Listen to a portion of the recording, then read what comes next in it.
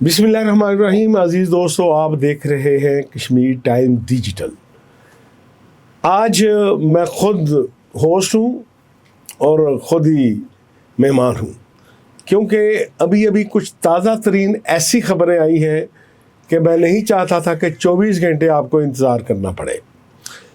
दोस्तों, आप गुज़श्ता 27 जुलाई से लेकर जब इलेक्शन का पहला फेज़ हुआ, उस वक्त से लेकर आज तक रोज़ाना सुन रहे थे, तज्ज़िये सुन रहे थे, कैफ़े सुन रहे थे कि आज़ाद कश्मीर का अगला वज़ीर-ए-आज़म कौन होगा, स्पीकर कौन होगा। ना मुस्लिम लीग नून की तरफ से खबर आ रही थी और ना किसी उम्मीदवार की जानिब से दावा किया जा रहा था। लेकिन आज राजू राकट आपके लिए बड़ी खबर लेकर आ गया है कि पहली दफ़ा आपको मुस्लिम लीग नून की क़यादत बता रही है कि वज़ारत-ए-उज़्मा और स्पीकरशिप के उम्मीदवार कौन होंगे। और इसी तरह आज एक और बड़ा दावा किया है मुस्लिम लीग नून के सदर शाह गुलाम कादर साहब, उसके बारे में आपको आगाह करेंगे। और एक मज़लूम वज़ारत-ए-उज़्मा का उम्मीदवार है बैरिस्टर इफ्तिखार गिलानी। जब से उसका नाम आया है उसकी सख्ती आ गई है, अब उन्होंने बंदूकें तानी हुई है कि इसको असम्बली में जाने से कैसे रोकना है, उस पर भी थोड़ी सी बात करेंगे। तो सबसे पहले आपको बताते हैं कि वज़ारत-ए-उज़्मा के हवाले से क्या लेटेस्ट खबर है। सब दोस्त कह रहे थे कि 3 उम्मीदवार, 4 उम्मीदवार, 5 उम्मीदवार, और हर दोस्त, हर तजिया निगार अपने अंदाजे से ये बात कर रहा था। लेकिन आज राजू राकट कहता है कि मेरी बात हुई है वफाकी वज़ीर तारिक फजल चोई साहब से। आप जानते हैं कि तारिक फजल चोई साहब उस 3 रुकनी कमेटी के मेंबर हैं जिन्होंने नवाज शरीफ के कहने पर पूरे आज़ाद कश्मीर में टिकटों की तकसीम के हवाले से, इलेक्शन प्रोसेस के हवाले से तमाम मामलात को कंट्रोल किया। तो राजू राकट कहते हैं कि आज मैंने पूछा कि तारिक फजल चोई साहब हमें बता ही दें कि वज़ारत-ए-उज़्मा के उम्मीदवार कितने हैं। तो उन्होंने कहा यार आपको कल परसों पता चल जाएगा। तो राजू राकट ने कहा कि फिर आपसे बात करने का फ़ायदा क्या। तो उन्होंने बड़ी क्लैरिटी के साथ आज 3 नाम लिए हैं। जब राजू राकट ने मुझे बताया कि सिर्फ 3 नाम रह गए हैं और उसमें कुछ ऐसे नाम थे जो जिनको हम नंबर 1 समझ रहे थे वो नहीं थे, तो हमारे लिए भी तज्जुब का बायस बना। तो बहरहाल राजू राकट ने इत्तला दी कि तारिक फजल चोई साहब ने बताया है कि वज़ारत-ए-उज़्मा के टोटल 3 उम्मीदवार हैं। उन तीनों में से ही एक स्पीकर बनेगा और ये फैसला आइंदा 24 घंटे में आप तक पहुंच भी जाएगा। फिर राजू राकट ने पूछा कि 3 नाम तो बता दें। बहरहाल तारिक फजल चोई साहब ने बड़े तरद्दुद के बाद 3 नाम बता दिए हैं। उन्होंने कहा जी एक नाम है शाह गुलाम कादर साहब का, दूसरा नाम है चौधरी तारिक फारूक साहब का, तीसरा नाम मैं आपको बताने से पहले आपसे कहता हूँ ज़रा आप गेस करें। आप कोई मुश्ताक मिनाज साहब का नाम लेंगे, कोई राजा फ़रूक हैदर साहब का नाम लेंगे, कोई किसी का नाम लेंगे। तीसरा नाम उन्होंने बताया है कि जो नाम आपको 4 दिन पहले हमने बताया था कि एक नाम ऊपर से आ गया है, वही नाम तारिक फजल चोई साहब ने बता दिया है कि तीसरे वज़ारत-ए-उज़्मा के उम्मीदवार हैं बैरिस्टर इफ्तिखार गिलानी साहब। तो पूछा कि इनमें से स्पीकर कौन होगा और वज़ीर-ए-आज़म कौन होगा। राजू राकट से तारिक फजल चोई साहब ने कहा कि यार थोड़ा सा सब्र कर ले कि दोनों उम्मीदवारों की अनाउंसमेंट इकट्ठे होगी, कल हो, यानी आपको पता है कि 24 को इलेक्शन है रिज़र्व सीट्स का, उसके बाद तमाम अरकान असम्बली ने हलफ उठाना है और उसके बाद स्पीकर और डिप्टी स्पीकर का इंतखाब होना है। तो तारिक फजल चोई साहब ने उन्हें बताया कि ऐसा नहीं होगा कि एक दिन स्पीकर का नाम दे दिया जाए, क्योंकि उनका ये इत्तला थी कि 24 को अरकान असम्बली जो रिज़र्व सीट्स हैं उनको पहले इंतखाब होगा, फिर हलफ होगा, 24 को हलफ होगा, 25 को स्पीकर डिप्टी स्पीकर का इलेक्शन होगा और 26 को वज़ारत-ए-उज़्मा का इलेक्शन होगा। राजू राकट ने उनसे इख्तिलाफ़ किया। उन्होंने कहा जी हमारी इत्तला तो वैसे पहले ये थी कि 24 को इंतखाब होगा, 24 को ही स्पीकर डिप्टी स्पीकर का इंतखाब होगा और 25 को वज़ारत-ए-उज़्मा का इलेक्शन हो जाएगा। लेकिन तारिक फजल चोई साहब ने कहा कि नहीं, अब गेम ये हो गई है। तो दोस्तों अब देखते हैं कि इन तीनों में स्पीकर कौन बनेगा।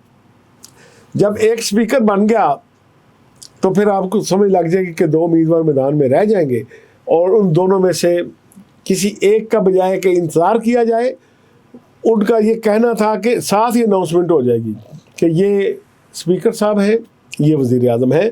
تو یہ راجو راکٹ کی آج کی بڑی بریکنگ نیوز تھی جو طارق فضل چوئی صاحب نے بتائی ہے۔ یہ گیس نہیں ہے، تجزیہ نہیں ہے، یہ طارق فضل چوئی صاحب سے کیا گیا انکشاف ہے۔ لیکن اس کے ساتھ ساتھ ایک اور خبر طارق فضل چوئی صاحب نے راجو راکٹ کو بتائی کہ ریزرو سیٹ پہ پیپل پارٹی کے ساتھ کوئی ہماری بات چیت نہیں ہے۔ اب ہم چاروں کی چاروں سیٹوں پہ ہم نے امیدوار دیے ہیں، پیپل پارٹی نے 3 امیدوار دیے ہیں، ان کا اگر ایک امیدوار الیکٹ ہو جاتا ہے تو ان کے پاس بھی 5 ووٹ بچ جائیں گے، ہمارے 3 الیکٹ ہو جائیں گے تو ہمارے پاس بھی 5 ووٹ بچ جائیں گے۔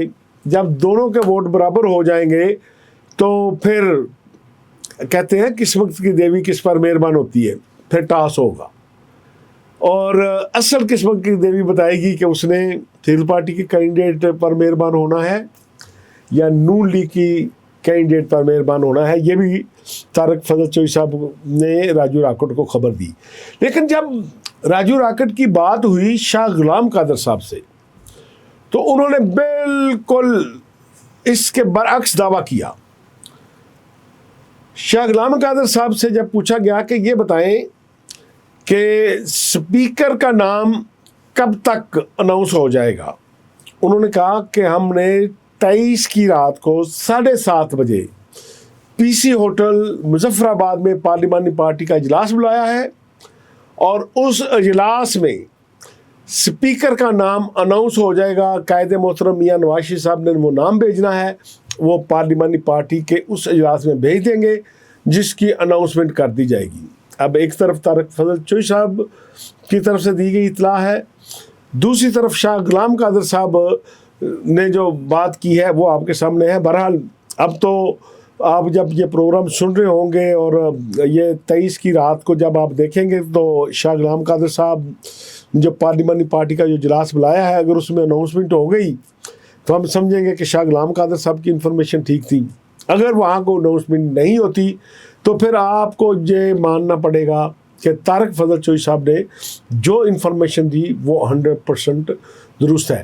لیکن اس میں جو ہمارے لیے آپ کے لیے تعجب خیز بات تھی کہ راجہ فاروق حیدر صاحب اگر 3 کی لسٹ میں بھی شامل نہیں ہیں تو ان کا فیوچر کیا ہوگا؟ کیا انہیں صدر بنایا جا رہا ہے یا وہ اس کے بعد مسلم لیگ نون کی صدارت انہیں سونپی جا رہی ہے؟ ایسا تو نہیں ہو سکتا کہ راجہ فاروق حیدر صاحب 5 سال صرف اسمبلی میں آئیں اور واپس چلے جائیں، کیونکہ وہ اگر وزیر اعظم نہیں بنتے، صدر نہیں بنتے تو آئی تھنک جو ٹریڈیشن شاہ غلام قادر صاحب نے قائم کی تھی کہ وہ پارٹی صدر کے طور پر کابینہ کا حصہ نہیں بنے تھے، چودھری یاسین صاحب پیپل پارٹی کے صدر کے طور پر چودھری انوار الحق کی کابینہ کا حصہ نہیں بنے تھے، اس کے بعد فیصل راٹھور کی کابینہ کا حصہ بھی نہیں بنے تھے، تو پھر راجہ فاروق حیدر صاحب بھی جو ہے وہ ظاہر ہے کسی کابینہ کا حصہ نہیں بنیں گے۔ تو مسلم لیگ کی قیادت کیا انہیں چھوڑ دے گی کہ وہ شاہ غلام قادر کی ٹانگیں کھینچتے رہیں یا کچھ صدر اور بنا ہو اس کی ٹانگیں کھینچتی رہیں؟ ایسا نہیں ہوگا۔ میرا حال ہے کہ راجہ فاروق حیدر صاحب کو بھی کسی نہ کسی جگہ پہ کنسیڈر ضرور کیا جائے گا۔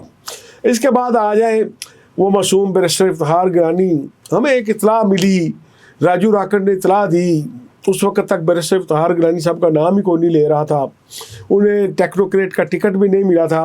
راجو راکٹ نے بتایا کہ دیکھیں اوپر سے ایک نام آیا ہے، وہ بیرسٹر افتخار گیلانی کا نام ہے، اب وہ بھی اس وزارت عظمیٰ کی دوڑ میں شامل ہو گئے ہیں بیرسٹر افتخار گیلانی صاحب۔